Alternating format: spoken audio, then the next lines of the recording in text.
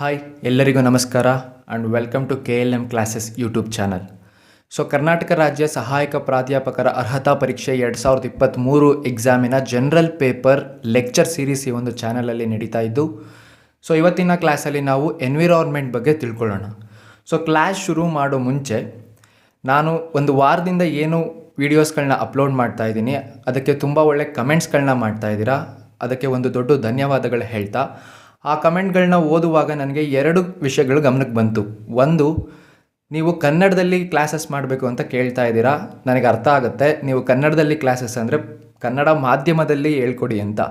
So ನಾನು ಓದಿದ್ದೆಲ್ಲ English medium ಆದ್ದರಿಂದ, ಜೊತೆಗೆ ನನ್ನ ಹತ್ರ ಇರುವಂತಹ ಮೆಟೀರಿಯಲ್ ಎಲ್ಲ ಇಂಗ್ಲೀಷ್ ಇರೋದ್ರಿಂದ ನಾನು ಕನ್ನಡದಲ್ಲಿ ಎಕ್ಸ್ಪ್ಲೈನ್ ಮಾಡ್ತಾ ಇಂಗ್ಲೀಷ್ನ ಹೇಳ್ಕೊಡ್ತಾ ಇದ್ದೀನಿ. ಸೊ ಮುಂದಿನ ದಿನಗಳಲ್ಲಿ ಕನ್ನಡ ಮಾಧ್ಯಮವನ್ನು ಕೂಡ ನಾನು ಇನ್ಕ್ಲೂಡ್ ಮಾಡೋಕ್ಕೆ ಪ್ರಯತ್ನ ಮಾಡ್ತೀನಿ ಅಂತ ಹೇಳ್ತಾ, ಇನ್ನೊಂದು ವಿಷಯ ಗಮನಕ್ಕೆ ಬಂದಿದ್ದು, ಚಿಕ್ಕ ಚಿಕ್ಕ ವಿಡಿಯೋಗಳು ಮಾಡೋದಕ್ಕಿಂತ ಲೆಂತಿ ಲೆಕ್ಚರ್ಸ್ನ ಮಾಡಿ ಒಂದೇ ವಿಡಿಯೋದಲ್ಲಿ ಹೆಚ್ಚು ಇನ್ಫಾರ್ಮೇಷನ್ನ ಕೊಡಿ ಅಂತ. ಸೊ ಆ ಒಂದು ಕಮೆಂಟ್ನ ಗಮನದಲ್ಲಿ ಇಟ್ಕೊಂಡು ನಾನು ಈಗ ಈ ಒಂದು ವಿಡಿಯೋ ಮಾಡ್ತಾ ಇದ್ದೀನಿ. And this video is a experiment video. ಒಂದು ಲೆಂತಿ ವಿಡಿಯೋ ಮಾಡಿ ಎನ್ವಿರಾನ್ಮೆಂಟ್ ಅನ್ನೋ ಒಂದು ಟಾಪಿಕ್ನ ಕಂಪ್ಲೀಟಾಗಿ ಒಂದೇ ವಿಡಿಯೋದಲ್ಲಿ ಕೊಡೋಕ್ಕೆ ಇದೊಂದು ಪ್ರಯತ್ನ ಇದೆ. ಸೊ ನಿಮಗೇನು ಅನಿಸುತ್ತೆ ಈ ವಿಡಿಯೋ ಬಗ್ಗೆ ಕಮೆಂಟ್ ಮಾಡಿ ಅಂತ ಹೇಳ್ತಾ ಇವತ್ತಿನ ಕ್ಲಾಸ್ ಶುರು ಮಾಡೋಣ. ಸೊ ಇವತ್ತು ನಾವು ತಿಳ್ಕೊತಾ ಇರೋದು ಎನ್ವಿರಾನ್ಮೆಂಟ್ ಅಂದರೆ ಏನು ಅಂತ. ಸೊ ಎನ್ವಿರಾನ್ಮೆಂಟಲ್ಲಿ ಎಷ್ಟು ಕಾಂಪೊನೆಂಟ್ಸ್ ಇದೆ, ಏನೇನು, ಮುಂದೆ ಕಂಪ್ಲೀಟಾಗಿ ಕನ್ಸರ್ವೇಷನ್ವರೆಗೂ ತಿಳ್ಕೊಳ್ಳೋಣ. ಸೊ ಎನ್ವಿರಾನ್ಮೆಂಟ್ ಅಂದರೆ ಏನು? ಎನ್ವಿರಾನ್ಮೆಂಟ್ ಅನ್ನುವಂತಹ ಪದ ಒಂದು ಫ್ರೆಂಚ್ ವರ್ಡ್. ಅದರಲ್ಲಿ ಎನ್ವಿರಾನ್ ಅನ್ನೋದು ಏನು ಹೇಳುತ್ತೆ? ಸರೌಂಡಿಂಗ್ಸ್. ಸೊ ನಾವು ಹುಟ್ಟುದಾಗಿಂದ ಸಾಯುವವರೆಗೂ ನಮ್ಮ ಸುತ್ತಮುತ್ತಲಿನ ಏನೇನಿರುತ್ತೆ ಎಲ್ಲವೂ ಕೂಡ ಅದು ಎನ್ವಿರಾನ್ಮೆಂಟ್ ಅಂತಲೇ ಕನ್ಸಿಡರ್ ಆಗುತ್ತೆ. ಸೊ ಎನ್ವಿರಾನ್ಮೆಂಟಲ್ಲಿ ಟೋಟಲ್ ಆಗಿ 4 ಕಾಂಪೊನೆಂಟ್ಸ್ ಇದೆ. ಯಾವ್ದ್ಯಾವುದು? Atmosphere, lithosphere, hydrosphere, biosphere. So ಈ 4 ಕಾಂಪೊನೆಂಟ್ಸ್ನ ಒಂದೊಂದು ಪದದಲ್ಲಿ ನೆನ್ಪಿಟ್ಕೊಳ್ಳೋದಾದರೆ, ಅಟ್ಮಾಸ್ಫಿಯರ್ ನಮ್ಮ ಭೂಮಿಯ ಮೇಲೆ ಒಂದು ಬ್ಲ್ಯಾಂಕೆಟ್ ಆಫ್ ಗ್ಯಾಸಸ್, ಸೊ ಏನು ಅನಿಲಗಳ ಒಂದು ಪದರ ಇದೆ, ಏರ್ ರಿಲೇಟೆಡ್, ಅದನ್ನು ನಾವು ಅಟ್ಮಾಸ್ಫಿಯರ್ ಅಂತೀವಿ. ಲಿಥೋಸ್ಫಿಯರ್ ಅಂದರೆ ಸಾಯಿಲ್ ರಿಲೇಟೆಡ್, ಸೊ ಕಲ್ಲು ಮಣ್ಣು ಎಲ್ಲ ಏನಿದೆ ಭೂಮಿಯ ಮೇಲೆ ಸರ್ಫೇಸಲ್ಲಿ, ಅದನ್ನು ನಾವು ಲಿಥೋಸ್ಫಿಯರ್ ಅಂತೀವಿ. ಹೈಡ್ರೋಸ್ಫಿಯರ್, ಹೈಡ್ರೋ ಅಂದಿದ ತಕ್ಷಣ ವಾಟರ್, ಸೊ ನಮ್ಮ ಭೂಮಿಯ ಮೇಲೆ ನೀರಿನ ಮೂಲಗಳು ಏನೇನಿದೆ, ಕೆರೆ, ನದಿ, ಸಾಗರ, ಹಳ್ಳ, ಇವೆಲ್ಲವನ್ನು ನಾವು ಹೈಡ್ರೋಸ್ಫಿಯರ್ ಅಂತ ತಗೊಳ್ತೀವಿ. ಆ್ಯಂಡ್ ಬಯೋಸ್ಫಿಯರ್ ಅಂದರೆ ಏರ್, ಸಾಯಿಲ್, ವಾಟರ್, ಈ ಮೂರೂ ಮಿಶ್ರಣವನ್ನು ನಾವು ಬಯೋಸ್ಫಿಯರ್ ಅಂತ ಕರಿತೀವಿ. ಸೊ ನೀವು ಒಂದು ವರ್ಡಲ್ಲಿ ನೆನ್ಪಿಟ್ಕೋಬೇಕಂದ್ರೆ, atmosphere related to air, lithosphere related to soil, hydrosphere related to water, and biosphere is related to all these 3. So ಹೀಗೆ ನೆನ್ಪಿಟ್ಕೊಳ್ಬೇಕಾಗತ್ತೆ. ಆ್ಯಂಡ್ ಅಟ್ಮಾಸ್ಫಿಯರ್ ಅಂದರೆ ಏನು ಪ್ರತಿಯೊಂದನ್ನು ಈಗ ಇನ್ ಡೀಟೇಲ್ ಕಲಿತಾ ಹೋಗೋಣ. ಆ್ಯಂಡ್ ಒಂದು ನೆನಪಿರಲಿ, ನಾವು ಪ್ರಿಪೇರ್ ಆಗ್ತಿರೋದು KCET ಎಕ್ಸಾಮಿಗೆ. ಸೊ KCETಲ್ಲಿ EVS ಮೇಲೆ ಟೋಟಲ್ ಸಿಲೆಬಸ್ಸಲ್ಲಿ ಬರೋದೇ 5 ಪ್ರಶ್ನೆ. ಸೊ ನಾವು ಎನ್ವಿರಾನ್ಮೆಂಟ್ ಓದುವಾಗ ಜಸ್ಟ್ ಬ್ರೀಫ್ ಆಗಿ ಪ್ರತಿಯೊಂದನ್ನು ಇಂಪಾರ್ಟೆಂಟ್ ಓದ್ತಾ ಹೋದರೆ ಸಾಕು. ನೀವು ಎನ್ವಿರಾನ್ಮೆಂಟ್ ಅಂತ ತೊಗೊಂಡ್ರೆ ದಿನ ಎಲ್ಲ ಅದು ಒಂದನ್ನೇ ಕ್ಲಾಸ್ ಮಾಡ್ಬೋದು, ಬಟ್ ಬರೋದೇ 5 ಕ್ವಶನ್ನು, ಅದರಲ್ಲಿ ಇಷ್ಟು ರಿಲೇಟೆಡ್ ಒಂದು ಬರುತ್ತೆ ಅಷ್ಟೇ. ಸೊ ಆ ಒಂದು ನಿಟ್ಟಿನಲ್ಲಿ ಒಂದು ಕ್ಲಾಸ್ ಮಾಡ್ತಾ ಇದ್ದೀನಿ. ಸೊ ಅಟ್ಮಾಸ್ಫಿಯರ್ ಅಂದರೆ ಏನು? A protective blanket of gases, water vapour and dust surrounding the earth which sustains the life on the earth. So ಭೂಮಿಯ ಸುತ್ತ ಒಂದು ಪದರವಿದೆ. ಯಾವ್ದು ಅದರಲ್ಲಿದೆ? ಗ್ಯಾಸಸ್, ಸೊ ಗಾಳಿಗಳು, ಆಕ್ಸಿಜನ್ನು, ಕಾರ್ಬನ್ ಡೈಆಕ್ಸೈಡು, ನೈಟ್ರೋಜನ್ನು, ಈ ರೀತಿ ಗ್ಯಾಸಸ್ಗಳ ಒಂದು ಪದರ ಇದೆ ಭೂಮಿಯ ಸುತ್ತ. ಆ್ಯಂಡ್ ಆ ಒಂದು ಗಾಳಿಗಳ ಜೊತೆ ವಾಟರ್ ವೇಪರ್, ನೀರಿನ ಆವಿ ಏನಿದೆ ಅದು ಕೂಡ ಇದೆ. ಅದರ ಜೊತೆಗೆ ಡಸ್ಟ್, ಧೂಳಿನ ಕಣಗಳು, ಈ ಮೂರೂ ಸೇರಿ ಏನು ಒಂದು ಪದರ ಆಗುತ್ತೆ, ಅದನ್ನು ನಾವು ಅಟ್ಮಾಸ್ಫಿಯರ್ ಅಂತ ಕರಿತೀವಿ. ಆ್ಯಂಡ್ ಈ ಒಂದು ಅಟ್ಮಾಸ್ಫಿಯರ್ ಇರೋದ್ರಿಂದಾನೇ ಭೂಮಿ ಮೇಲೆ ಜೀವಿಗಳು ಇರ್ಲಿಕ್ಕೆ ಸಾಧ್ಯ ಆಗೋದು. ಯಾಕಂದರೆ ಗಾಳಿಗಳು ಏನು ಆಕ್ಸಿಜನ್ ಇದೆ ಅದು ಮೂನ್ ಮೇಲೆ ಕೂಡ, ಚಂದ್ರನ ಮೇಲೆ ಕೂಡ ಇದೆ, ಆದರೆ ಅದು ಗಾಳಿಯ ಫಾರ್ಮೆಟಲ್ಲಿ ಇಲ್ಲ, ಅಲ್ಲಿ ಬೇರೆ ಒಂದೇ ಫಾರ್ಮೆಟಲ್ಲಿ ಇದೆ. ಅಲ್ಲಿ ಅಟ್ಮಾಸ್ಫಿಯರ್ ಇಲ್ಲ, ಅದಕ್ಕೆ ಭೂಮಿಯ ಮೇಲೆ ಇರುವಂತಹ ಜೀವಗಳು ಚಂದ್ರನ ಮೇಲೆ ಇರೋಕ್ಕೆ ಸಾಧ್ಯನೇ ಇಲ್ಲ. ಹಾಗೆ ಈ ಒಂದು ಗಾಳಿಗಳೇನಿದೆ, these gases are colourless, odourless and tasteless. So ನಮ್ಮ ಸುತ್ತಮುತ್ತ ಇರುವಂತಹ ಗಾಳಿಗಳಿಗೆ ಬಣ್ಣ ಇಲ್ಲ, ಕಲರ್ ಇಲ್ಲ, ಓಡರ್ ಇಲ್ಲ ಅಂದರೆ ವಾಸನೆ, ಸ್ಮೆಲ್ ಇಲ್ಲ. ಅದಕ್ಕೆ ನಮ್ಮ ಸುತ್ತ ಗಾಳಿ ಇದ್ದರೂ ಇಲ್ವೇನೋ ಅನ್ನಂಗಿರುತ್ತೆ. ಆ್ಯಂಡ್ ಟೇಸ್ಟ್ಲೆಸ್, ಅದಕ್ಕೆ ಒಂದು ಟೇಸ್ಟ್ ಇರೋದಿಲ್ಲ. ಸೊ ಈ 3 ಪಾಯಿಂಟ್ಸ್ನ ನೆನ್ಪಿಟ್ಕೊಳ್ಬೇಕಾಗತ್ತೆ. ಆ್ಯಂಡ್ ಈ ಅಟ್ಮಾಸ್ಫಿಯರ್ ಏನಿದೆ ನಮ್ಮ ಭೂಮಿಯ ಸುತ್ತ, ಅದು cosmic rays and electromagnetic radiations ಏನು ಬಾಹ್ಯಾಕಾಶ ಔಟರ್ ಸ್ಪೇಸಿಂದ ಬರುತ್ತೆ ಅದನ್ನು ಅಬ್ಸಾರ್ವ್ ಮಾಡ್ಕೊಳ್ಳುತ್ತೆ, ಮನುಷ್ಯನಿಗೆ ತಲುಪೋಕೆ ಬಿಡಲ್ಲ ಅದನ್ನು.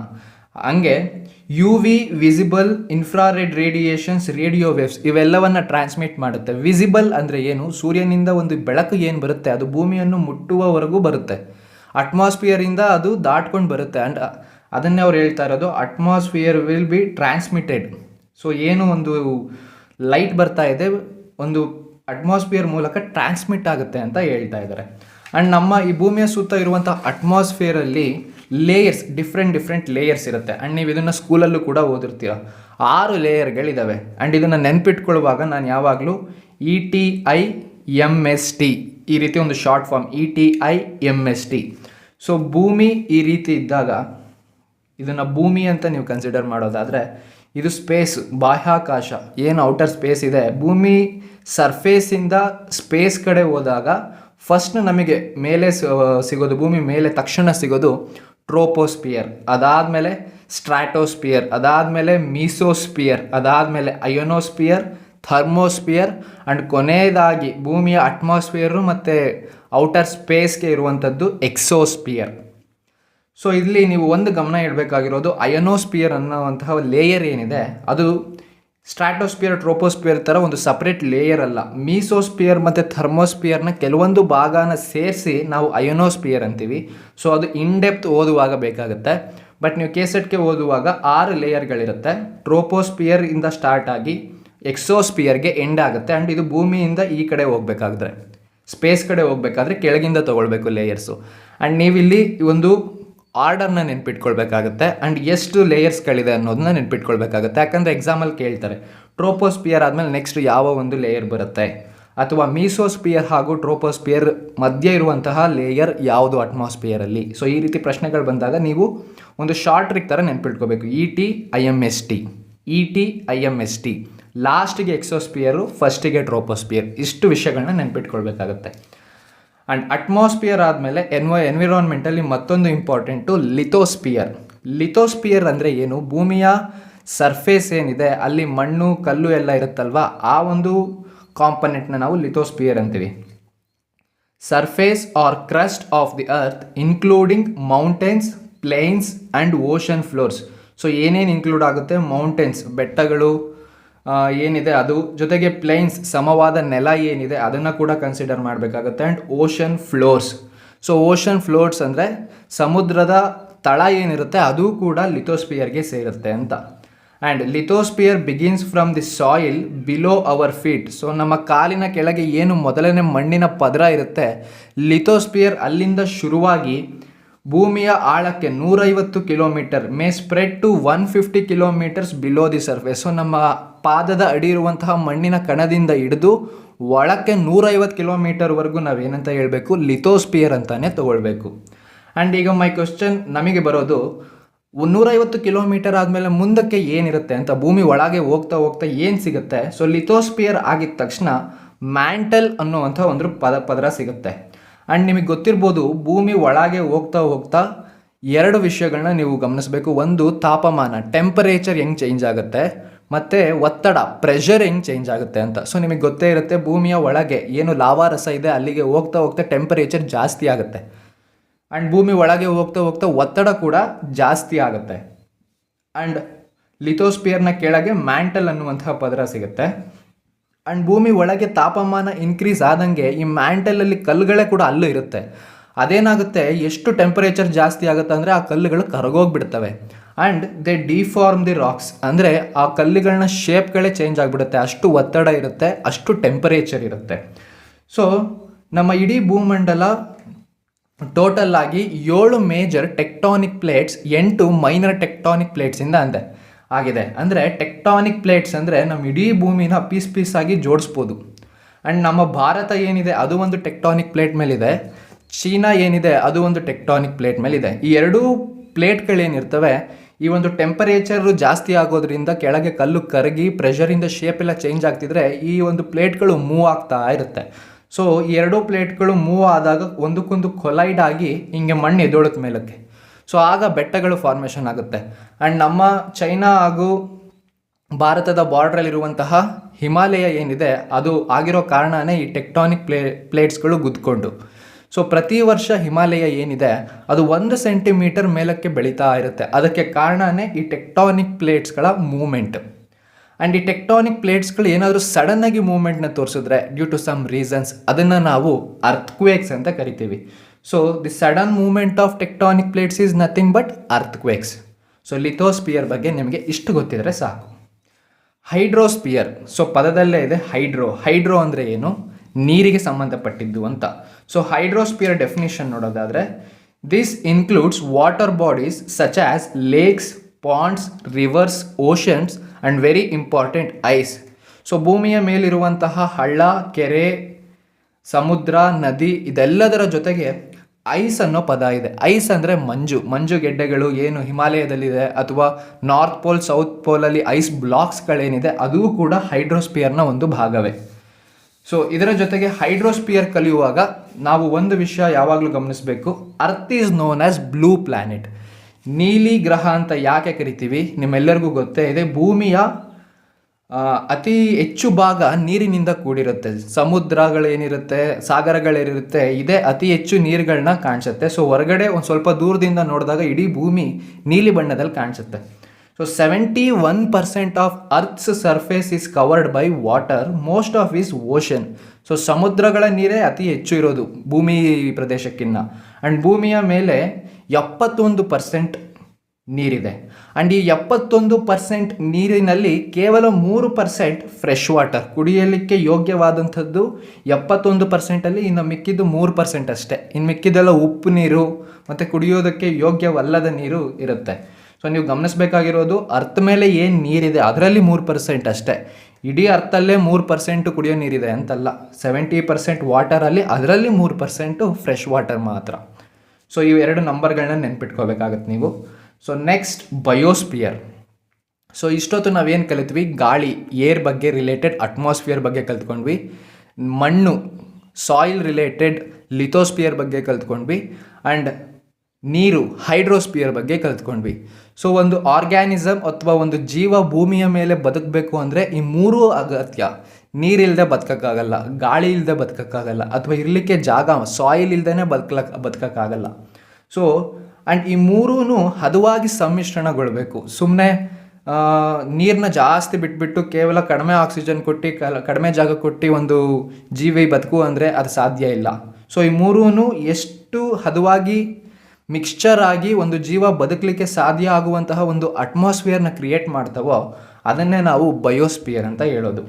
So it is a zone of interaction between air, water and land. So ಈ 3 ಇಂಟರಾಕ್ಷನ್ ಆಗಿ ಒಂದು ಜೀವ ಬದುಕಲಿಕ್ಕೆ ಯೋಗ್ಯವಾಗುವಂತಹ ವಾತಾವರಣ ಸೃಷ್ಟಿಯಾಗೋದನ್ನೇ ಬಯೋಸ್ಪಿಯರ್ ಅಂತೀವಿ. And the term biosphere was coined by geologist Edward Suess and physicist Vladimir in 1875. So ನೀವು ಬಯೋಸ್ಪಿಯರ್ ಅನ್ನೋ ಪದ ಬಂದಾಗ ಆ ನಾಮಪದವನ್ನು ಕೊಟ್ಟೋರು ಯಾರು?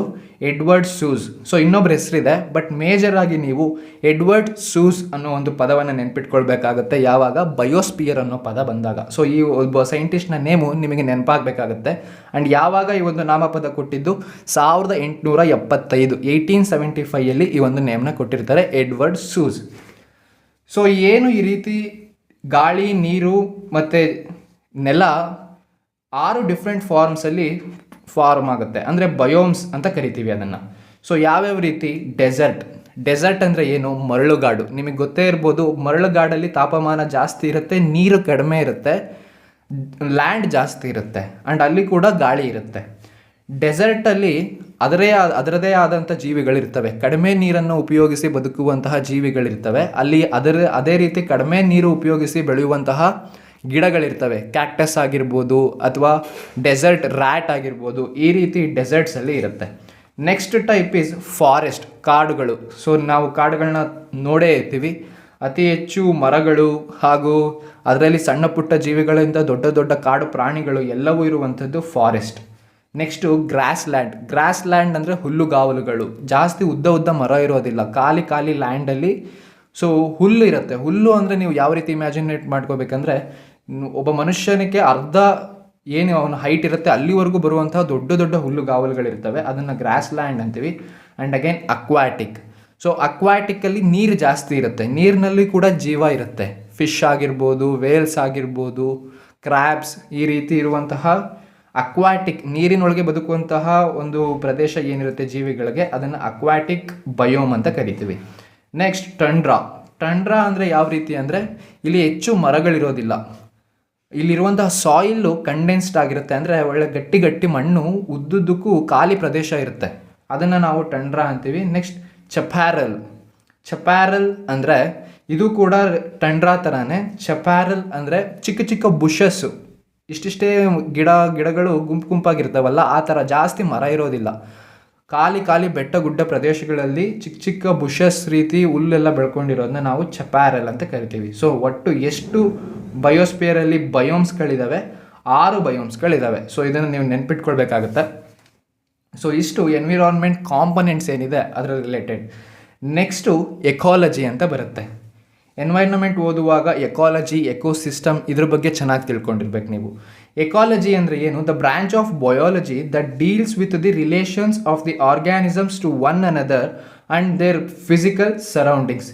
ಸೊ ಇದೊಂದು ಬ್ರಾಂಚ್ ಆಫ್ ಬಯಾಲಜಿ. ಇದರಲ್ಲಿ ನಾವು ಏನು ಸ್ಟಡಿ ಮಾಡ್ತೀವಿ ಅಂದರೆ, ಏನು ಜೀವಿಗಳಿರ್ತವೆ, ಆರ್ಗ್ಯಾನಿಸಮ್ಸ್ಗಳಿರ್ತವೆ, ಅದು ಇಂಟರ್ಯಾಕ್ಟ್ ಮಾಡಬೇಕಲ್ವಾ. ಸೊ ಒಂದು ಜೀವಿ ಇನ್ನೊಂದು ಜೀವಿ ಜೊತೆ ಯಾವ ರೀತಿ ಇಂಟರ್ಯಾಕ್ಟ್ ಮಾಡುತ್ತೆ ಅದನ್ನು ಸ್ಟಡಿ ಮಾಡೋದು. ಜೊತೆಗೆ ಒಂದು ಆರ್ಗ್ಯಾನಿಸಮ್ ಏನಿರುತ್ತೆ ಅದು ಸುತ್ತ ಸರೌಂಡಿಂಗ್ಸ್, ಅದು ಎಲ್ಲಿ ನೀರಲ್ಲಿದೆಯಾ, ಮರಳಲ್ಲಿದೆಯಾ, ಗಾಳಿಯಲ್ಲಿ ತೇಲ್ತಾ ಇದೆಯಾ, ಯಾವ ರೀತಿ ಅದ್ರ ಒಂದು ಪರಿಸರ ಜೊತೆ ಬದುಕ್ತಾ ಇದೆ ಅದನ್ನು ಕೂಡ ಸ್ಟಡಿ ಮಾಡೋದನ್ನ ನಾವು ಎಕಾಲಜಿ. ಎರಡನ್ನೂ, ಒಂದು ಜೀವಿ ಇನ್ನೊಂದು ಜೀವಿ ಜೊತೆ ಯಾವ ರೀತಿ ಒಡನಾಟ ಇದೆ, ಹಾಗೆ ಒಂದು ಜೀವಿ ಯಾವ ರೀತಿ ಅದ್ರ ಸುತ್ತಮುತ್ತಲಿನ ಪರಿಸರ ಜೊತೆ ಒಡನಾಟ ಇದೆ, ಇದನ್ನು ಸ್ಟಡಿ ಮಾಡೋದಿದೆ ಅಲ್ವಾ, ಇದನ್ನು ನಾವು ಎಕಾಲಜಿ ಅಂತ ಕರಿತೀವಿ. And next topic is ecosystem. So ನಿಮಗೆ ಎಕೋಸಿಸ್ಟಮ್ ಅಂದಿದ ತಕ್ಷಣ ಈ ಒಂದು ಪದವನ್ನು, ನಾಮಪದವನ್ನು ಕೊಟ್ಟವರ ಹೆಸರು ನೆನಪಾಗಬೇಕಾಗತ್ತೆ. A.G. ಟ್ಯಾನ್ಸ್ಲಿ ಅಂತ 1935ರಲ್ಲಿ ಈ ಒಂದು ನಾಮಪದ ಹುಟ್ಟಿದ್ದು. And A.G. ಟ್ಯಾನ್ಸ್ಲಿ ಈ ಪದ ನೆನ್ಪಿಟ್ಕೊಳ್ಬೇಕಾಗತ್ತೆ, ಈ ಸೈಂಟಿಸ್ಟ್ ನೇಮ್ನ ನೆನ್ಪಿಟ್ಕೊಳ್ಬೇಕಾಗತ್ತೆ ನೀವು. ಆ್ಯಂಡ್ ಏನು ಎಕೋಸಿಸ್ಟಮ್ ಅಂದರೆ, ಸೊ ಒಂದು ಎಕ್ಸಾಂಪಲ್ ಕೊಡ್ತೀನಿ ನೋಡಿ. ನಿಮ್ಮ ಊರಿನ ಹತ್ರ ಒಂದು ಕೆರೆ ಇದೆ ಅಂದ್ಕೊಳ್ಳಿ. ಕೆರೆಯಲ್ಲಿ ಜೀವಿಗಳು ಬದುಕ್ತಾ ಇರ್ತವೆ. ಯಾವ ರೀತಿ ಬದುಕ್ತಾ ಇರ್ತವೆ? ಒಂದು ಮೀನಾಗಿರ್ಬೋದು, ಅಲ್ಲಿ ಒಂದು ಏಡಿಕಾಯಿ ಆಗಿರ್ಬೋದು, ಅಥವಾ ನೀರಿನಲ್ಲಿ ಬೆಳೆಯುವಂತಹ ಒಂದು ಗಿಡ, ಚಿಕ್ಕ ಕಳೆಗಳು, ಪಾಚಿ. ಸೊ ಅದೇ ಒಂದು ಪ್ರಪಂಚ ಆಗಿರುತ್ತೆ. ಆ ರೀತಿ ಒಂದು ಸ್ಪೆಸಿಫಿಕ್ ಆಗಿ ಇರುವಂತಹ ಸಿಸ್ಟಮ್ನೇ ಎಕೋಸಿಸ್ಟಮ್ ಅಂತ ಕರಿತೀವಿ. ಸೊ ನೀವು ಇಲ್ಲಿ ನೋಡ್ಬೋದು, biological community of interacting organisms and their physical environment. So ಒಂದು ಕಮ್ಯುನಿಟಿ ಇರುತ್ತೆ, ಅದು ಕೆರೆ ಅಂತ ತಗೋಬೋದು, ಇಲ್ಲ ಒಂದು ಊರು ಅಂತ ಕೂಡ ಕನ್ಸಿಡರ್ ಮಾಡ್ಬೋದು ನೀವು. ಯಾವ ರೀತಿ ಜನ ಬದುಕ್ತಾ ಇದ್ದಾರೆ ಅಲ್ಲಿ ಅಂತ ಸ್ಟಡಿ ಮಾಡೋದನ್ನ ಕೂಡ ಎಕಾಲಜಿ ಅಂತೀವಿ. ಆ ಒಂದು ಊರನ್ನ ನಾವು ಎಕೋಸಿಸ್ಟಮ್ ಅಂತ ಕರಿಬೋದು. ಸೊ ಎಕೋಸಿಸ್ಟಮ್ನ 4 ಕ್ಯಾಟಗರಿಗಳಿದ್ದಾವೆ. ಒಂದು ಅಕ್ವಾಟಿಕ್ ಎಕೋಸಿಸ್ಟಮ್. ಸೊ ನೀವು ಹೆಸರು ಓದಿದ ತಕ್ಷಣ ಗೊತ್ತಾಗುತ್ತೆ ಇದು ನೀರಿಗೆ ಸಂಬಂಧಿಸಿದ್ದು ಅಂತ. ಟೆರೆಸ್ಟ್ರಿಯಲ್ ಎಕೋಸಿಸ್ಟಮ್, ಸೊ ಲ್ಯಾಂಡಿಗೆ ಸಂಬಂಧಿಸಿದ್ದು. Natural ecosystem, man made ecosystem. So ಇದರಲ್ಲೂ ಕೂಡ ನ್ಯಾಚುರಲ್ ಆಗಿ ಯಾರ ಒಂದು ಇಂಟರ್ಫಿಯರ್ ಇಲ್ಲದೆ ಇರುವಂತಹದನ್ನ ಎಕೋಸಿಸ್ಟಮ್ ನ್ಯಾಚುರಲ್ ಅಂತೀವಿ. ಮನುಷ್ಯ ಮಾಡುವ ಕೆಲಸಗಳಿಂದ ಅಲ್ಲೊಂದು ಎಕೋಸಿಸ್ಟಮ್ ಉಟ್ಕೊಳ್ಳುತ್ತೆ, ಅದನ್ನು ಎಕ್ಸ್ಪ್ಲೈನ್ ಮಾಡ್ತೀನಿ. ಅದನ್ನು ನಾನು ಮ್ಯಾನ್ ಮೇಡ್ ಎಕೋಸಿಸ್ಟಮ್ ಅಂತ ಕರಿತೀವಿ ನಾವು. ಸೊ ಫಸ್ಟ್ನೇದು aquatic ecosystem. So aquatic ecosystems are found in water. So ನೀರು ಎಲ್ಲಿರುತ್ತೆ ಅಲ್ಲಿ ಆಕ್ವಾಟಿಕ್ ಎಕೋಸಿಸ್ಟಮ್ ಇರುತ್ತೆ. For example pond, lake, river. Marine ecosystem, marine ಅಂದರೆ ಓಷನ್ಸ್ ಅಂತ. ರಿವರ್ಸ್ ಅಂದರೆ ನದಿಗಳು, ಅಲ್ಲಿ ನದಿ ಏನು ಹರಿತಾ ಇರುತ್ತೆ, ಎಲ್ಲಿ ಹುಟ್ಟುತ್ತೋ, ಎಲ್ಲಿ ಸಮುದ್ರ ಸೇರುತ್ತೋ ಅಲ್ಲಿಯವರೆಗೂ ಜೀವಿಗಳು ಡಿಫ್ರೆಂಟ್ ಸ್ಟೇಜಲ್ಲಿ ಬದುಕ್ತಾ ಇರ್ತವೆ. ಸೊ ಅವ್ರದ್ದೇ ಒಂದು ಪ್ರಪಂಚ, ಅದನ್ನು ನಾವು ರಿವರ್ ಎಕೋಸಿಸ್ಟಮ್ ಅಂತ ಕರಿತೀವಿ. ಆ್ಯಂಡ್ ಈ ಒಂದು ನೀರಿನಲ್ಲಿ ಬದುಕ್ತಿರುವಂತಹ ಆಕ್ವಾಟಿಕ್ ಎಕೋಸಿಸ್ಟಮ್ಗಳ ಯಾವ್ಯಾವಿಂದ ಎಫೆಕ್ಟ್ ಆಗುತ್ತೆ ಅಂತ.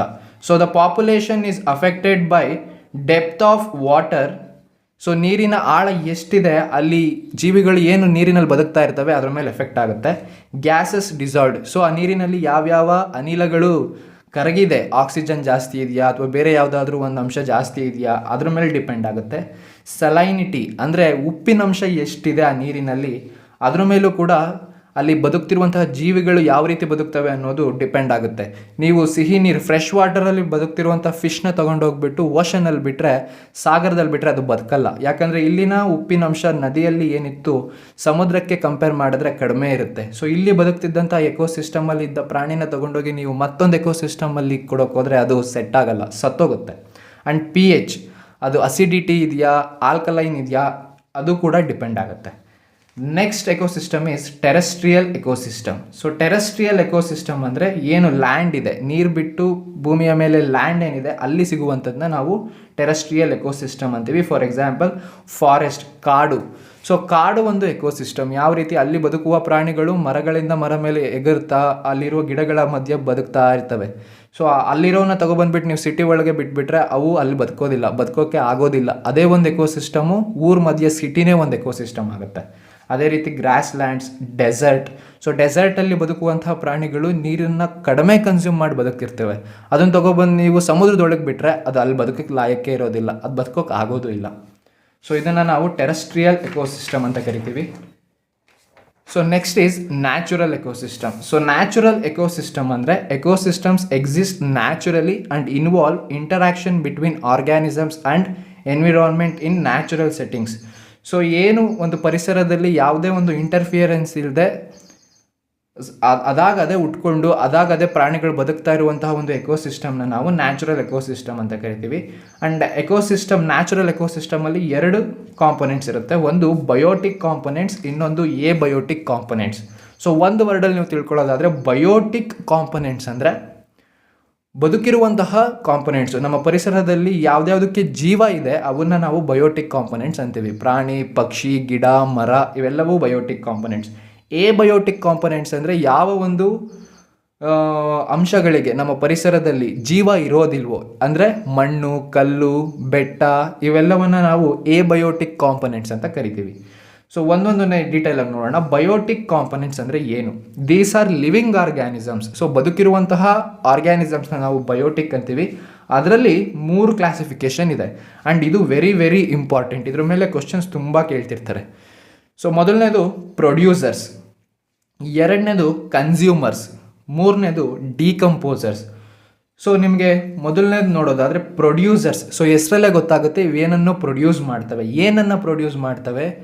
ತಮಗೆ ಬದುಕಲಿಕ್ಕೆ ಬೇಕಾದಂತಹ ಎನರ್ಜಿನ ಇವೇ ಪ್ರೊಡ್ಯೂಸ್ ಮಾಡ್ಕೊತವೆ. ಅಂದರೆ ತಮಗೆ ಬದುಕಲಿಕ್ಕೆ ಬೇಕಾದ ಊಟವನ್ನು ಈ ಒಂದು ಆರ್ಗ್ಯಾನಿಸಮ್ಸ್ಗಳು ಆವಾಗೇ ತಾವೇ ಪ್ರಿಪೇರ್ ಮಾಡ್ಕೊಳ್ತವೆ.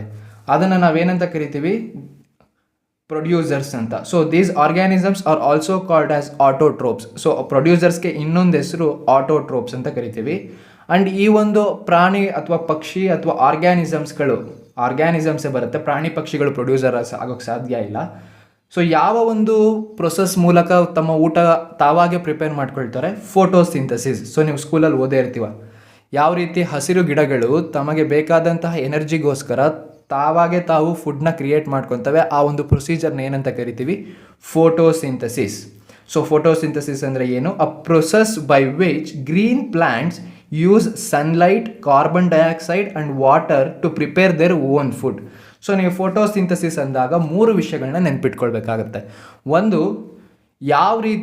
ಯಾವ ಒಂದು ಪ್ರೋಸೆಸ್ಸಿಂದ ಆ ಊಟಗಳನ್ನ ಕ್ರಿಯೇಟ್ ಮಾಡ್ತಾರೆ, ಅದಕ್ಕೆ ಏನೇನು ಬೇಕು ಅಂತ. ಏನೇನು ಬೇಕಾಗುತ್ತೆ? ಕಾರ್ಬನ್ ಡೈಆಕ್ಸೈಡ್ ಬೇಕಾಗುತ್ತೆ, sunlight is very important, sunlight ಬೇಕಾಗುತ್ತೆ, ನೆಕ್ಸ್ಟು ವಾಟರ್ ಬೇಕಾಗುತ್ತೆ. So carbon dioxide, sunlight, water ಈ 3 ಅಂಶಗಳನ್ನ ಯೂಸ್ ಮಾಡುತ್ತೆ ಅಂತ.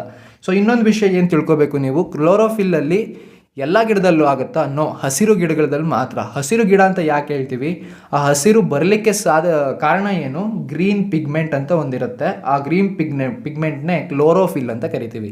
ಸೊ ಯಾವ ಗಿಡಗಳಲ್ಲಿ ಕ್ಲೋರೋಫಿಲ್, ಆ ಹಸಿರು ಅಂಶ ಇರುತ್ತೆ, ಅವೇನು ಮಾಡ್ತವೆ? ಸೂರ್ಯನ ಬೆಳಕು, ಕಾರ್ಬನ್ ಡೈಆಕ್ಸೈಡ್ ಮತ್ತು ನೀರು ಈ 3 ಉಪಯೋಗಿಸಿ ತಮಗೆ ಬೇಕಾದಂತಹ ಊಟವನ್ನು ತಾವೇ ಪ್ರಿಪೇರ್ ಮಾಡ್ಕೊಳ್ತವೆ. ಇವು ಯಾರ ಮೇಲೂ ಡಿಪೆಂಡ್ ಆಗಿರೋದಿಲ್ಲ. ಪರಿಸರದಲ್ಲಿ ಏನು ನೀರು, ಕಾರ್ಬನ್ ಡೈಆಕ್ಸೈಡು, ಸೂರ್ಯನ ಬೆಳಕು ಸಿಗುತ್ತೆ, ಇದನ್ನು ಯೂಸ್ ಮಾಡಿಕೊಂಡು ಕ್ಲೋರೋಫಿಲ್ ಅನ್ನೋ ಅಂಶದಿಂದ ಫೋಟೋಸಿಂಥಸಿಸ್ ಅನ್ನೋ ಪ್ರೊಸೀಜರಲ್ಲಿ ತಮಗೆ ಬೇಕಾದ ಊಟವನ್ನು ತಾವೇ ಕ್ರಿಯೇಟ್ ಮಾಡ್ಕೊಳ್ತವೆ.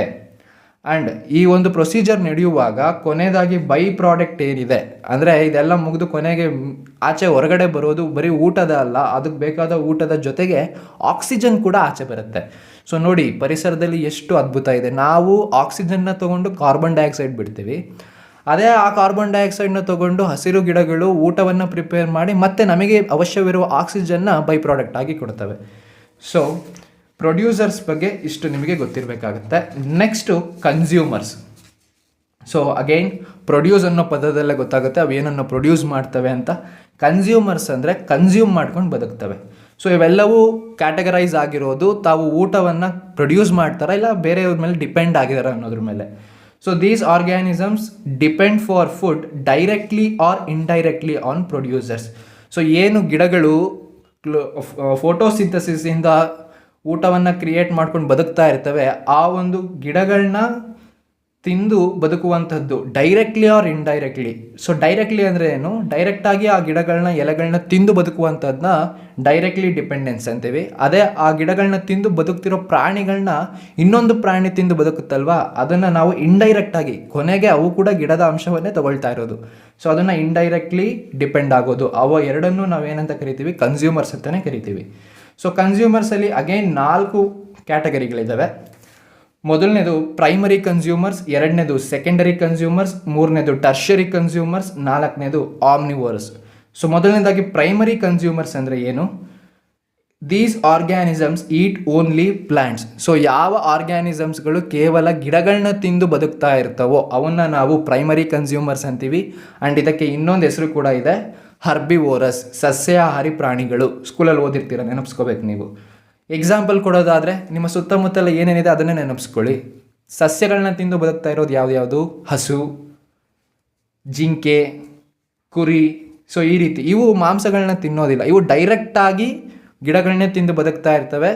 ಆ್ಯಂಡ್ ಗಿಡಗಳನ್ನ ಪ್ರೊಡ್ಯೂಸರ್ಸ್ ಅಂತೀವಿ. ಡೈರೆಕ್ಟಾಗಿ ಅವನ್ನ ತಿಂದು ಬದುಕ್ತಾ ಇರೋವಂಥದ್ದು ನಾವೇನಂತ ಕರಿತೀವಿ, ಪ್ರೈಮರಿ ಕನ್ಸ್ಯೂಮರ್ಸ್.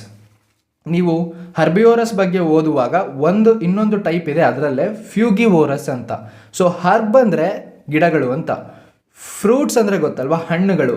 ಯಾವ ಒಂದು ಪ್ರಾಣಿಗಳು ಕೇವಲ ಹಣ್ಣುಗಳನ್ನು ಮಾತ್ರ ತಿಂದು ಬದುಕ್ತಾ ಇರ್ತವೋ ಅವನ್ನ ನಾವು ಫ್ಯೂಗಿವೋರಸ್ ಅಂತ ಕರಿತೀವಿ. ಆ್ಯಂಡ್ ಕೇವಲ ಹಣ್ಣುಗಳನ್ನ ತಿಂದು ಬದುಕಲಿಕ್ಕೆ ಸಾಧ್ಯನಾ? ಹೌದು. ಪಕ್ಷಿಗಳಾಗಿರ್ಬೋದು, ಅಥವಾ ಬಾವಲಿಗಳಾಗಿರ್ಬೋದು, ಅಥವಾ ಮಂಕೀಸ್, ಕೋತಿಗಳು. ಸೊ ನೀವು ಕೋತಿಗಳು ಅಂದರೆ ನಿಮ್ಮ ಮನೆ ಸುತ್ತಮುತ್ತ ಏನು ಕೊಟ್ಟರು ತಿಂತವಲ್ಲ, ಅವಲ್ಲ. ಕಾಡಲ್ಲಿ ಬದುಕ್ತಾ ಇರ್ತಾವಲ್ಲ ಅವು ಕೇವಲ ಹಣ್ಣುಗಳನ್ನ ತಿಂದೇ ಬದುಕ್ತಾ ಇರ್ತವೆ. ಸೊ ಕೇವಲ ಹಣ್ಣುಗಳನ್ನ ತಿಂದು ಬದುಕ್ತಾ ಇರೋವನ್ನ ನಾವೇನಂತ ಕರಿತೀವಿ, ಫ್ಯೂಗಿವೋರಸ್. ಅವು ಕೂಡ ಪ್ರೈಮರಿ ಕನ್ಸ್ಯೂಮರ್ಸೇ. So next secondary consumers. So ಯಾವ ಆರ್ಗ್ಯಾನಿಸಮ್ಸ್ಗಳು ಪ್ರೈಮರಿ ಕನ್ಸ್ಯೂಮರ್ಸ್, ಗಿಡಗಳನ್ನ ತಿಂದು ಬದುಕ್ತಾ ಇರ್ತಾವಲ್ಲ, ಆ ಪ್ರಾಣಿಗಳನ್ನ ತಿಂದು ಕೇವಲ ಹರ್ಬಿವೋರಸ್ಗಳನ್ನ ತಿಂದು ಬದುಕ್ತಾ ಇರ್ತಾವೋ ಅವನ್ನ ನಾವು ಸೆಕೆಂಡರಿ ಕನ್ಸ್ಯೂಮರ್ಸ್ ಅಂತೀವಿ. These heat only ಹರ್ಬಿವೋರಸ್. So only ನಿಮಗೆ ಗೊತ್ತಾಗಬೇಕು, ಕೇವಲ ಸಸ್ಯಗಳನ್ನ ತಿಂದು ಬದುಕ್ತಾ ಇರುವಂತಹ ಪ್ರಾಣಿಗಳನ್ನ ತಿಂದು ಬದುಕೋರನ್ನ ನಾವೇನಂತ ಕರಿತೀವಿ, ಸೆಕೆಂಡರಿ ಕನ್ಸ್ಯೂಮರ್ಸ್. ಆ್ಯಂಡ್ ಇದಕ್ಕೆ ಎಕ್ಸಾಂಪಲ್ ಕೊಡೋದಾದರೆ ಕ್ಯಾಟ್, ಸ್ನೇಕ್, ಫ್ರಾಗ್. ಹೌದಲ್ವಾ? ಫ್ರಾಗ್ ಏನು ಮಾಡುತ್ತೆ, ಹುಳಗಳೇನು ಗಿಡಗಳನ್ನ ತಿಂದು ಬದುಕ್ತಾ ಇರ್ತವೆ ಅವನ್ನ ಮಾತ್ರ ತಿನ್ನುತ್ತೆ. ಸೊ ಆ ರೀತಿ. And tertiary consumers, these organisms eat carnivorous. So secondary ಕನ್ಸ್ಯೂಮರ್ಸ್ನ ನಾವು ಕಾರ್ನಿವೋರಸ್ ಅಂತ ಕೂಡ ಕರಿತೀವಿ, ಮಾಂಸಾಹಾರಿ ಪ್ರಾಣಿಗಳು. And tertiary consumers, these organisms eat carnivorous. So ಸಸ್ಯಗಳನ್ನ ತಿಂದು ಬದುಕ್ತಾ ಇರೋ ಪ್ರಾಣಿಗಳನ್ನ ತಿಂತವಲ್ಲ ಸೆಕೆಂಡರಿ ಕನ್ಸ್ಯೂಮರ್ಸ್, ಅವನ್ನ ತಿನ್ನುವಂತಹದ್ದು ಫುಲ್ಲು ಟಾಪ್ ಚೈನ್, ಏನು ಫುಡ್ ಚೈನ್ ಇದೆ ಟಾಪಲ್ಲಿ ಇರ್ತಾರೆ ಇವರು, ಅವರೇ ಟರ್ಷರಿ ಕನ್ಸ್ಯೂಮರ್ಸ್. ಸೊ ಇದರಲ್ಲಿ ಯಾರ್ಯಾರು ಬರ್ತಾರೆ, lion, tiger, shark. So shark ಅಂದರೆ ನಿಮಗೆ ಗೊತ್ತಿರ್ಬೋದು, ಮೀನುಗಳನ್ನ ತಿಂದು ಬದುಕ್ತಾ ಇರುತ್ತೆ. ಈ ಸಮುದ್ರದಲ್ಲಿ ಬ್ಲೂ ವೇಲು, ಶಾರ್ಕ್ ಅಂದರೆ ಅವ್ರನ್ನ ಬೇಟೆ ಆಡಿ ತಿನ್ನುವಂಥ ದೊಡ್ಡ ಪ್ರಾಣಿಗಳು ಇನ್ಯಾವುದೂ ಇಲ್ಲ. ಕಾಡಿನಲ್ಲಿ ಲಯನ್ನು, ಟೈಗರೇ ಹೈಯೆಸ್ಟು. ಅವ್ರು ಲಯನ್ನೇ ಹಂಟ್ ಮಾಡಿ ತಿನ್ನುವಂಥ ಪ್ರಾಣಿಗಳು ಇರೋದಿಲ್ಲ. ಇವು ಫುಡ್ ಚೈನಲ್ಲಿ ಟಾಪಲ್ಲಿ ಇರ್ತವೆ, ಅದಕ್ಕೆ ಇವನ್ನು ನಾವು ಟರ್ಷರಿ ಕನ್ಸ್ಯೂಮರ್ಸ್ ಅಂತ ಕರಿತೀವಿ. ಸೊ ಇಷ್ಟಾದಮೇಲೆ 4ನೇ ಒಂದು ಕ್ಯಾಟಗರಿ ಏನಿತ್ತು, ಆಮ್ನಿವೋರಸ್. ಸೊ ಇದು ತುಂಬ ಇಂಟ್ರೆಸ್ಟಿಂಗ್, ಯಾಕಂದರೆ ಈ ಒಂದು ಆರ್ಗ್ಯಾನಿಸಮ್ಸ್ಗಳು ಪ್ಲ್ಯಾಂಟ್ನೂ ತಿನ್ನುತ್ತೆ ಆ್ಯಂಡ್ ಪ್ಲ್ಯಾಂಟ್ನ ತಿಂದು ಬದುಕ್ತಾ ಇರ್ತಾರಲ್ವ, ಆ ಒಂದು ಪ್ರಾಣಿಗಳನ್ನ ಕೂಡ ತಿನ್ನುತ್ತೆ. ಫಾರ್ ಎಕ್ಸಾಂಪಲ್ ನಾವೇ ಹ್ಯೂಮನ್ಸ್, ನಾವು ಗಿಡದಿಂದ ಬರುವಂತಹ ಊಟವನ್ನು ಕೂಡ ತಿಂತೀವಿ, ಪ್ರಾಣಿಗಳನ್ನ ಮೀಟ್ ಆಗಿ ಕೂಡ ತಿಂತೀವಿ, ಹೌದಲ್ವಾ? ಸೊ ಹ್ಯೂಮನ್ಸ್ ಆಮ್ನಿವೋರಸ್ಗೆ ಒಂದು ಎಕ್ಸಾಂಪಲ್. ಸೊ ಆಮ್ನಿವೋರಸ್ ನೆನಪಿರುತ್ತೆ. ಸೊ ಇಷ್ಟಾದಮೇಲೆ ಇನ್ನೊಂದು ಟೈಪ್ ಆಫ್ ಇರೋದು ಡಿಕಂಪೋಸರ್ಸ್. ಸೊ ಇವೆಲ್ಲ ಬೇಟೆ ಆಡಿ ತಮ್ಮ ಊಟಗಳನ್ನ ತಾವೇ ಹುಡಿಕೊಂಡೋಗಿ ಬೇರೆ ಒಂದ್ರ ಮೇಲೆ ಡಿಪೆಂಡ್ ಆಗಿರುವಂಥದ್ದನ್ನ ನಾವು ಓದಿದ್ದು. ಲಾಸ್ಟಿಗೆ ಡಿಕಂಪೋಸರ್ಸ್ ಅಂದರೆ ಯಾವುದೋ ಒಂದು ಪ್ರಾಣಿ ಅಥವಾ ಒಂದು ಗಿಡ ಮರ ಸತ್ತೋದಾಗ ಅದು ಡಿಕಂಪೋಸ್ ಆಗಬೇಕು, ಕೊಳಿಬೇಕು. ಆ ಕೊಳೆಯುವಾಗ ಏನು ಅದನ್ನು ಊಟವಾಗಿ ತಗೊಂಡು ಬದುಕ್ತಾ ಇರ್ತವೆ ಅಂಥ ಒಂದು ಆರ್ಗ್ಯಾನಿಸಮ್ಸ್ನ ನಾವು ಡಿಕಂಪೋಸರ್ಸ್ ಅಂತೀವಿ. ಅದಕ್ಕೆ ಎಕ್ಸಾಂಪಲ್ ನೀವು ನೋಡಿರ್ಬೋದು, ಬ್ಯಾಕ್ಟೀರಿಯಾ, ಅರ್ಥ್ವಮ್ಸ್, ಎರೆಹುಳ ಅಷ್ಟೇ ಅಲ್ವಾ. ಸೊ ಗೊಬ್ಬರಗಳನ್ನ ತಿಂದು ಬದುಕ್ತಾ ಇರುತ್ತೆ ಅಂದರೆ ಅದೇನೋ ಅಲ್ಲಿ ಕೊಳಿತಾ ಇರೋ ಅಂಶದ ಮೇಲೆ ಡಿಪೆಂಡ್ ಆಗಿರುತ್ತೆ. ಕೆಲವೊಂದು ಹುಳಗಳು insects. So these organisms decompose the dead bodies of the other organisms. So ಸತ್ತು ಬಿದ್ದಿರುವಂತಹ ಪ್ರಾಣಿಗಳನ್ನು ಊಟವಾಗಿ ತಗೊಳ್ಳುವಂಥದ್ದನ್ನ ನಾವು ಡಿಕಂಪೋಸರ್ಸ್ ಅಂತೀವಿ ಅವ್ರನ್ನ. ಸೊ ಇದು ಬಯೋಟಿಕ್ ಕಾಂಪೊನೆಂಟ್ಸು. ಸೊ ನೆಕ್ಸ್ಟ್ ಏನು, ಎ ಬಯೋಟಿಕ್. ಹೇಳಿದ್ದೆ ಯಾವುದಕ್ಕೆ ಜೀವ ಇಲ್ವೋ ಅದನ್ನು ನಾವು ಎ ಬಯೋಟಿಕ್ ಅಂತೀವಿ ಅಂತ. So these are non living components of the environment. For example ಏನು, ಸಾಯಿಲ್, ವಾಟರ್, ಈ ರೀತಿ. ಆ್ಯಂಡ್ ನೆಕ್ಸ್ಟ್ ಎಕೋಸಿಸ್ಟಮ್ಗಳ ಬಗ್ಗೆ ಸ್ಟಡಿ ಮಾಡ್ತಾ ಇದ್ದು ಲಾಸ್ಟಿಗೆ man made ecosystem. So man made ecosystem ಅಂದರೆ ಮನುಷ್ಯ ತನಗೆ ಏನಾದರೂ ಬೇಕು ಅಂದಾಗ ಪರಿಸರದಲ್ಲಿ ಒಂದಷ್ಟು ಚೇಂಜಸ್ ಮಾಡ್ತಾನೆ. ಸೊ ಡಿಪೆಂಡ್ ಆಗಿರ್ಬೋದು, ಅಡ್ಯಾಪ್ಟ್ ಆಗಿರ್ಬೋದು, ಮಾಡಿಫೈ, ಇದನ್ನು ಲಾಸ್ಟ್ ಕ್ಲಾಸಲ್ಲಿ ಕಲ್ತಿದ್ವಿ. ಸೊ ಮಾಡಿಫೈ ಮಾಡುವಾಗ ಏನು ಮಾಡ್ತಾನೆ, ಒಂದು ಫಾರೆಸ್ಟ್ ಎಕೋಸಿಸ್ಟಮ್ ಏನಿರುತ್ತೆ ಅದನ್ನು ಕಟ್ ಮಾಡ್ತಾನೆ ಅವನು. ಅದನ್ನು ಅಗ್ರಿಕಲ್ಚರ್ ಲ್ಯಾಂಡ್, ವ್ಯವಸಾಯಕ್ಕೆ ಬೇಕಾದ ರೀತಿಯಲ್ಲಿ ಆತ ಅದನ್ನು ಚೇಂಜಸ್ ಮಾಡ್ತಾನೆ. ಆಗ ಚೇಂಜಸ್ ಮಾಡಿದಾಗ ಏನಾಗುತ್ತೆ, ಅಲ್ಲಿ ಒಂದು ಎಕೋಸಿಸ್ಟಮ್, ಆ ಒಂದು ಅಗ್ರಿಕಲ್ಚರ್ ಫೀಲ್ಡೇ ಒಂದು ಎಕೋಸಿಸ್ಟಮ್ ಆಗುತ್ತೆ. ಫಾರ್ ಎಕ್ಸಾಂಪಲ್ ಅಲ್ಲಿ ಯಾವುದೋ ಒಂದು ಹಾವು ಬಂದು ಸೇರಿಕೊಳ್ಳುತ್ತೆ, ಅಲ್ಲಿರುವಂಥ ಇಲಿಗಳನ್ನ ತಿನ್ನುತ್ತೆ. ಆ ಇಲಿಗಳು ಈತ ಬೆಳೆಯುವಂತಹ ಏನು ಬೆಳೆ ಇರುತ್ತೆ ಅದರ ಮೇಲೆ ಅವಲಂಬಿತವಾಗಿರುತ್ತೆ. ಸೊ ಇವನು ಒಂದು ಚೇಂಜಸ್ ಮಾಡಿದ್ಮೇಲೆ ಅಲ್ಲೇ ಒಂದು ಎಕೋಸಿಸ್ಟಮ್ ಆಗುತ್ತಲ್ವ, ಅದನ್ನು ನಾವು ಮ್ಯಾನ್ ಮೇಡ್ ಎಕೋಸಿಸ್ಟಮ್ ಅಂತ ಕರಿತೀವಿ. And these are dependent on solar energy. So ನೀವು ಪರಿಸರದಲ್ಲಿ ನೆನ್ಪಿಟ್ಕೊಳ್ಬೇಕಾಗಿರೋದು solar energy is the ultimate. ಸೂರ್ಯನಿಂದ ಶಾಖ ಬಂದರೆ ಮಾತ್ರ ಇಲ್ಲಿ ಜೀವನ ಸಾಧ್ಯ, ಇಲ್ಲ ಅಂದರೆ ಇಲ್ಲ. ಸೊ ಇದಕ್ಕೆ ಒಂದು ನಾನು ಗ್ರಾಫ್ ಥರ ಮಾಡಿದ್ದೀನಿ, ಒಂದು ಟೇಬಲ್ಲು. ಸೊ ನೀವಿಲ್ಲಿ ನೋಡ್ಬೋದು ಯಾವ ರೀತಿ ಒಂದ್ರ ಮೇಲೆ ಒಂದು ಡಿಪೆಂಡ್ ಆಗಿರುತ್ತೆ ಅಂತ. ಸೋಲಾರ್ ಎನರ್ಜಿಯಿಂದ ಪ್ರೊಡ್ಯೂಸರ್ಸ್ ಅಂದರೆ ಗಿಡಗಳು ಯಾವ ರೀತಿ ಸನ್ಲೈಟ್ನ ಯೂಸ್ ಮಾಡ್ಕೊಂಡು ಬದುಕ್ತಾ ಇರುತ್ತೆ. ನೆಕ್ಸ್ಟು ಪ್ರೊಡ್ಯೂಸರ್ಸ್ನ ತಿಂದು ಅದು ಅವ್ರ ಮೇಲೆ ಡಿಪೆಂಡ್ ಆಗಿರೋದು, ಗಿಡ ಎಲೆಗಳನ್ನೆಲ್ಲ ತಿಂದು ಬದುಕುವಂಥದ್ದು ಹರ್ಬಿವೋರಸ್ಗಳನ್ನ ತಿಂದು ಬದುಕೋದು ಕಾರ್ನಿವೋರಸ್. ಸೊ ಕಾರ್ನಿವೋರಸ್ನ ತಿಂದು ಕೂಡ ಟಾಪ್ ಚೈನ್ ಏನು ಫುಡ್ ಚೈನ್ ಇದೆ ಟಾಪಲ್ಲಿ ಇರುತ್ತಾರಲ್ವ ಅವ್ರನ್ನ ಟರ್ಷರಿ, ಲಯನ್, ಟೈಗರ್ ಎಲ್ಲ ಬರ್ತಾರಲ್ವ ಅವರು ಟರ್ಷರಿ ಕನ್ಸ್ಯೂಮರ್. ಸೊ ಈ ರೀತಿಯಾಗಿ ಎನರ್ಜಿ ಫ್ಲೋ ಆಗುತ್ತೆ. ನೀವು ಒಂದು ಗಮನಿಸಬೇಕಾಗಿರೋದು ಇಲ್ಲಿಂದ ಇಲ್ಲಿಗೆ ಎನರ್ಜಿ ಫ್ಲೋ ಆಗ್ತಾ ಇದೆ ಅಂತ. ಸೊ ಇದು ಒಂದು ಗ್ರಾಫಿಕಲ್ ರೆಪ್ರೆಸೆಂಟೇಷನ್, ನೆನ್ಪಿಟ್ಕೊಳ್ಳೋಕೆ ಈಸಿ ಆಗಲಿ ಅಂತ. ಆ್ಯಂಡ್ ನೆಕ್ಸ್ಟ್ ವೆರಿ ಇಂಪಾರ್ಟೆಂಟ್ ನಾವು ಕಲಿಬೇಕಾಗಿರೋದು food chain and food webs. So ನಿಮಗೆ ಫುಡ್ ಚೈನ್ ಅಂದರೆ ಏನು, is a sequence of organisms and their food. So ಯಾವ ರೀತಿ ಯಾವ ಪ್ರಾಣಿಗಳನ್ನ ತಿಂದು ಬದುಕ್ತಾ ಇರ್ತವೆ ಅದನ್ನು ಒಂದು ಗ್ರಾಫಿಕಲಿ ಬರೆದ್ರೆ ಅದನ್ನು ಫುಡ್ ಚೈನ್ ಅಂತ ಕರಿತೀವಿ. And it shows how different organisms depend on others for there food needs. So ಯಾವ ರೀತಿ ಒಂದು ಪ್ರಾಣಿ ಮತ್ತೊಂದು ಪ್ರಾಣಿ ಮೇಲೆ ಡಿಪೆಂಡ್ ಆಗಿರುತ್ತೆ, ತಾನು ಬದುಕಲಿಕ್ಕೆ ಊಟ ಶಕ್ತಿ ಏನು ಬೇಕು ಅದು ಫುಡ್ ಚೈನಿಂದ ಗೊತ್ತಾಗುತ್ತೆ. ಆ್ಯಂಡ್ ಈ ಒಂದು ಫುಡ್ ಚೈನು ಡಿಫ್ರೆಂಟಾಗಿ ರಿಲೇಟೆಡ್ ಆಗಿದ್ರೆ ಅದನ್ನು ನಾವು ಫುಡ್ ವೆಬ್ ಅಂತೀವಿ. ಸೊ ನೀವು ನೋಡ್ಬೋದು, ಒಂದು ಎಕ್ಸಾಂಪಲ್ ಕೊಡ್ತೀನಿ ನೋಡಿ. ಸೊ ಫಸ್ಟು ಗ್ರಾಸ್ ಇರುತ್ತೆ. ಸೊ ಗ್ರಾಸ್ನ ತಿಂದು ಬದುಕುವಂಥದ್ದು ಯಾವುದು, ಇನ್ಸೆಕ್ಟ್ಸ್, ಹುಳಗಳು. ಸೊ ಹುಳಗಳು ಏನು ತಿಂದು ಬದುಕ್ತಾ ಇರುತ್ತೆ, ಗ್ರಾಸಸ್ನ. ಸೊ ಈ ಹುಳಗಳನ್ನ ತಿಂದು ಬದುಕೋದು ಯಾವುದು, ಫಾರ್ ಎಕ್ಸಾಂಪಲ್ ಸ್ನೇಕ್, ಹೌದಲ್ವಾ. ಹಾವು ಹುಳಗಳನ್ನ ತಿಂದು ಬದುಕ್ತಾ ಇರುತ್ತೆ. ನೆಕ್ಸ್ಟು ಸ್ನೇಕ್ನ ತಿನ್ನೋದು ಯಾವುದು, ಈಗಲ್, ಹಾಕ್ ಅಂತೀವಿ, HAWK, ಹಾಕ್. ಇದು ಒಂದು ಈಗಲ್. ಸೊ ಈಗಲ್ ಏನು ಮಾಡುತ್ತೆ, ಹಾವನ್ನ ತಿಂದು ಬದುಕುತ್ತೆ. ಸೊ ಈ ರೀತಿಯಾಗಿ ಒಂದು ರೆಪ್ರೆಸೆಂಟೇಷನ್ನ ನಾವೇನಂತ ಕರಿತೀವಿ, ಫುಡ್ ಚೈನ್ ಅಂತೀವಿ. ಸೊ ಈ ಫುಡ್ ಚೈನಲ್ಲಿ ಇನ್ನೂ ಒಂಥರ ಬರ್ಬೋದು. ಫಾರ್ ಎಕ್ಸಾಂಪಲ್ ಗ್ರಾಸ್ನ ತಿಂದು ಬದುಕುವಂಥದ್ದು ಯಾವುದು, ರ್ಯಾಬಿಟ್, ಹೌದಲ್ವಾ. ಮೊಲ ಕೂಡ ತಿಂದು ಬದುಕತ್ತೆ. ಆ ರ್ಯಾಬಿಟ್ನ ಈಗಲ್ ಅಥವಾ ಏನು ಹಾಕ್ ಇರುತ್ತೆ ಅದು ಕೂಡ ತಿಂದು ಬದುಕತ್ತಲ್ವಾ. ಅದೇ ರೀತಿ ಇನ್ಸೆಕ್ಟ್ಸ್ನ ಏನು ತಿನ್ಬೋದು, ಫ್ರಾಗ್ ತಿನ್ಬೋದು. ಸೊ ಫ್ರಾಗ್ನ ಸ್ನೇಕ್ ತಿನ್ಬೋದು ಅಥವಾ ಫ್ರಾಗ್ನ ಡೈರೆಕ್ಟಾಗಿ ಈಗಲ್ಲೇ ತಿನ್ಬೋದು. ಸೊ ಈ ರೀತಿ interconnected, interlinked food ಚೈನ್ಗಳು, ಇದೇ ಒಂದು ಫುಡ್ ಚೈನು, ಇದೇ ಒಂದು ಫುಡ್ ಚೈನು, ಇದೇ ಒಂದು ಫುಡ್ ಚೈನು, ಈ ರೀತಿ ಡಿಫ್ರೆಂಟ್ ಫುಡ್ ಚೈನ್ಗಳನ್ನ ಇಂಟರ್ಲಿಂಕ್ ಮಾಡಿ ಬರೆಯೋದನ್ನ ನಾವೇನಂತ ಕರಿತೀವಿ, ಫುಡ್ ವೆಬ್ ಅಂತ ಕರಿತೀವಿ. And very important, there is a flow of energy in food chain. So food ಚೈನಲ್ಲಿ ಎನರ್ಜಿ ಫ್ಲೋ ಆಗುತ್ತೆ. ಏನು ಗಿಡಗಳಲ್ಲಿ ಇದ್ದ ಎನರ್ಜಿ ಹರ್ಬಿವೋರಸ್ಗೆ ಹೋಗುತ್ತೆ, ಹರ್ಬಿವೋರಸ್ನ ತಿಂದವರಿಗೆ ಕಾರ್ನಿವೋರಸ್ಗೆ ಹೋಗುತ್ತೆ, ಕಾರ್ನಿವೋರಸ್ ತಿಂದಂತಹ ಫುಡ್ಡಲ್ಲಿರುವಂಥ ಎನರ್ಜಿ ಟರ್ಷರಿ ಕನ್ಸ್ಯೂಮರ್ಸ್ಗೆ ಹೋಗುತ್ತೆ. ಈ ರೀತಿಯಾಗಿ ಎನರ್ಜಿ ಫ್ಲೋ ಆಗುತ್ತೆ. ಆ್ಯಂಡ್ ನೀವಿಲ್ಲಿ ಒಂದು ನೆನ್ಪಿಟ್ಕೊಳ್ಬೇಕು, 10% ಲಾ ಅಂತ ಒಂದಿದೆ. ಸೊ 10% ಲಾ ಅಂದರೆ ಏನು ಒಂದು ಲೆವೆಲಿಂದ ಇನ್ನೊಂದು ಲೆವೆಲ್ಗೆ ಎನರ್ಜಿ ಟ್ರಾನ್ಸ್ಫರ್ ಆಗುತ್ತೆ ಅದು 10% ಮಾತ್ರ. ಅಂದರೆ ಸೂರ್ಯನಿಂದ ನಮಗೆ 1000 ಜೌಲ್ಸ್ ಎನರ್ಜಿ ಬಂದರೆ ಅದನ್ನು ಪ್ಲ್ಯಾಂಟ್ಸ್ ಹೋಗೋದು ಕೇವಲ 100 ಜೌಲ್ಸ್ ಅಷ್ಟೇ. ಸೊ ಪ್ಲ್ಯಾಂಟ್ಗಳು ಏನಿರುತ್ತೆ, ಸೊ ಸೂರ್ಯನಿಂದ ಪ್ಲ್ಯಾಂಟ್ಗಳು ಬದುಕ್ತಾವಲ್ವ, ಪ್ಲ್ಯಾಂಟ್ನ ತಿಂದು ಬದುಕುವಂಥ ಹರ್ಬಿವೋರಸ್ಗೆ 100 ಜೌಲ್ಸಲ್ಲಿ ಕೇವಲ ಹೋಗೋದು 10 ಜೌಲ್ಸ್ ಆಫ್ ಎನರ್ಜಿ ಅಷ್ಟೇ. ಸೊ ಈ 10 ಜೌಲ್ಸ್ಗಳಲ್ಲಿ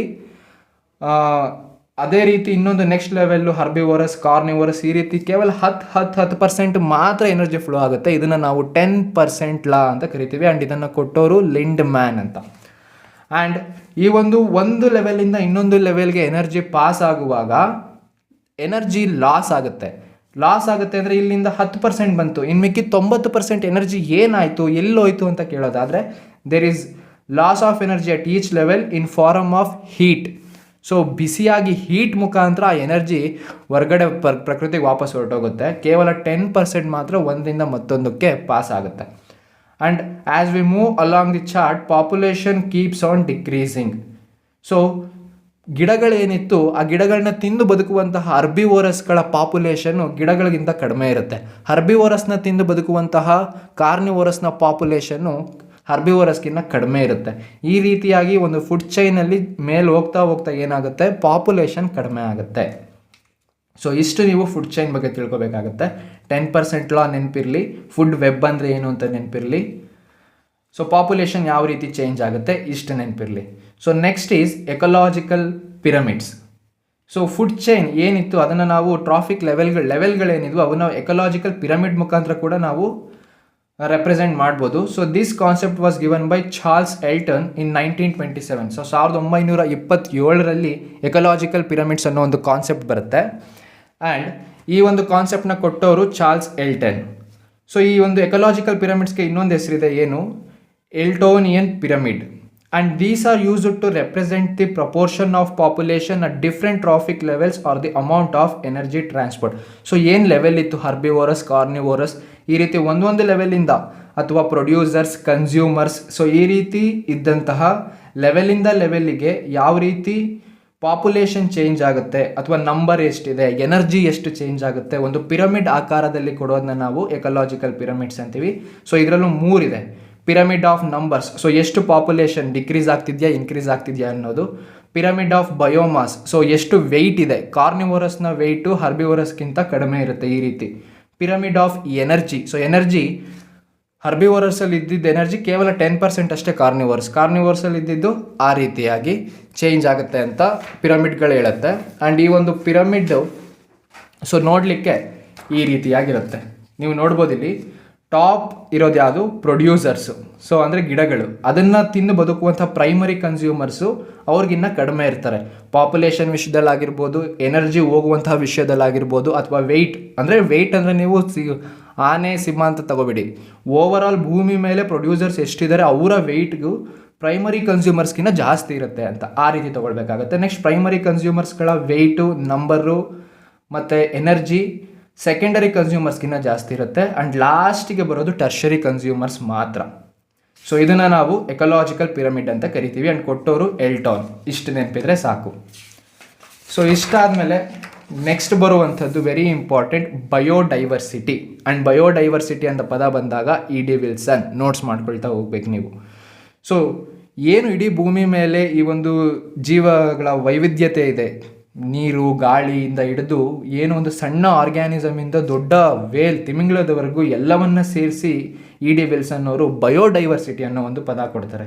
so the variability among living organisms from all sources including terrestrial, marine and other aquatic ecosystems. So ಎಲ್ಲವನ್ನ ಸೇರಿ ಒಂದು ನೇಮ್ ಏನಂತ ಕೊಡ್ತಾರೆ, ಬಯೋಡೈವರ್ಸಿಟಿ. ಯಾರು, E.D. Wilson. So biodiversity hotspot ಅಂತ ಒಂದು ಪದ ಇದೆ. ಅಂದರೆ ಒಂದು ಭೂಮಿ ಮೇಲೆ ಒಂದು ಜಾಗದಲ್ಲಿ ಡಿಫ್ರೆಂಟ್ ಸ್ಪೀಶೀಸು, ಪ್ಲ್ಯಾಂಟ್ಸು ಎಲ್ಲ ಇರುತ್ತೆ, ಎಲ್ಲ ಥರದ ಸ್ಪೀಶೀಸ್ಗಳಿರುತ್ತೆ. ಅದು ರಿಚ್, ಒಳ್ಳೆ ಎಕೋಸಿಸ್ಟಮ್ ಇರುತ್ತೆ. ಆದರೆ ಮಾನವ ಮಾಡೋ ಕೆಲಸಗಳಿಂದ ಆ ಒಂದು ರಿಚ್ನೆಸ್ಗೆ, ಆ ಒಂದು ವೈವಿಧ್ಯತೆಗೆ ಕುತ್ತು ಬಂದ್ಬಿಡುತ್ತೆ. ಆ ಕುತ್ತು ಬಂದು ಏನು ಪ್ರಾಬ್ಲಮ್ ಆಗ್ತಾ ಇರುತ್ತೆ ಅಂಥ ಒಂದು ಜಾಗಗಳನ್ನ ನಾವು biodiversity hotspot. It is an area with species richness which faces the threat of extinction. So ಅವೆಲ್ಲ ನಶಿಸಿ ಹೋಗುವಂತಹ ಒಂದು ಪ್ರಾಬ್ಲಮಿಗೆ ಬಂದ್ಬಿಟ್ಟಿರುತ್ತೆ. ಅಂಥ ಒಂದನ್ನು ನಾವು ಬಯೋಡೈವರ್ಸಿಟಿ ಹಾಟ್ಸ್ಪಾಟ್ಸ್ ಅಂತೀವಿ.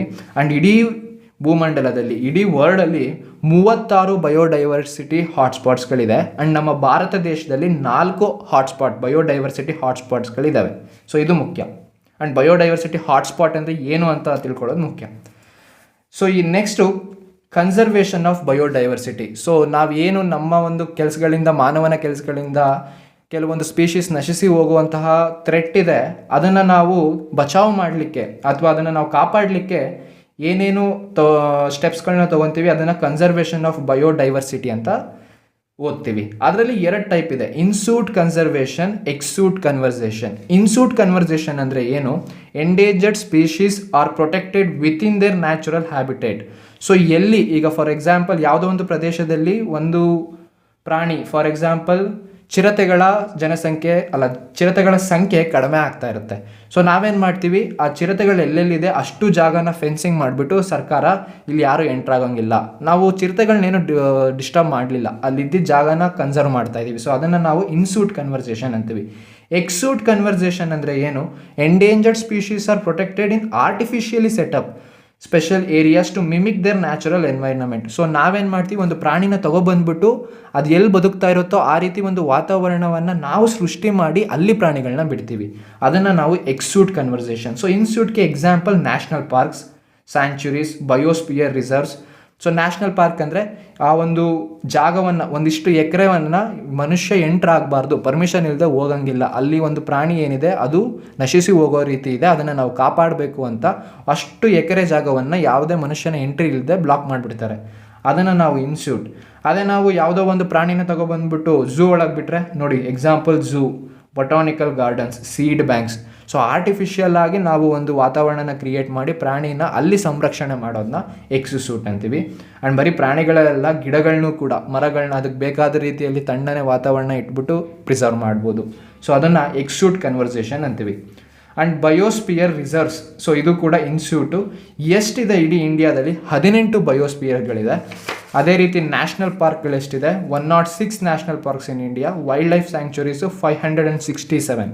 ಸೊ ಇದು ಒಂದು ನಂಬರ್ ಕೊಟ್ಟಿದ್ದೀನಿ. ನೀವು KCET ಎಕ್ಸಾಮ್ ಬರೀತಿರೋದ್ರಿಂದ ಕರ್ನಾಟಕದಲ್ಲಿ ಎಷ್ಟಿದೆ, ಯಾವ್ಯಾವಿದೆ ಒಂದು ಲಿಸ್ಟ್ ಮಾಡಿಕೊಂಡು ಓದ್ಕೊಳ್ಬೇಕಾಗತ್ತೆ. ಸೊ ಇಲ್ಲಿಗೆ ಎನ್ವಿರಾನ್ಮೆಂಟ್ ರಿಲೇಟೆಡ್ಡು ಎಲ್ಲ ಅಂಶಗಳನ್ನ ತಿಳ್ಕೊಂಡೋರಿ ಆಗಿದೆ. ಮುಂಬರುವ ವಿಡಿಯೋಗಳಲ್ಲಿ ನಾವು ಪಲ್ಯೂಷನ್ ಅಂತ ತೊಗೊಂಡ್ರೆ ಇನ್ಮೇಲೆ ಇದೇ ರೀತಿ ಫುಲ್ ಲೆಂತ್ ಒಂದು ವಿಡಿಯೋ ಮಾಡ್ತೀನಿ. ಆ್ಯಂಡ್ ಇದರ ಒಂದು ಪ್ಲೇಲಿಸ್ಟ್ನ ಲಿಂಕ್ ನಾನು ಡಿಸ್ಕ್ರಿಪ್ಷನಲ್ಲಿ ಕೊಟ್ಟಿರ್ತೀನಿ. ನೆಕ್ಸ್ಟ್ ವಿಡಿಯೋದಲ್ಲಿ ಸಿಗೋಣ. Thank you.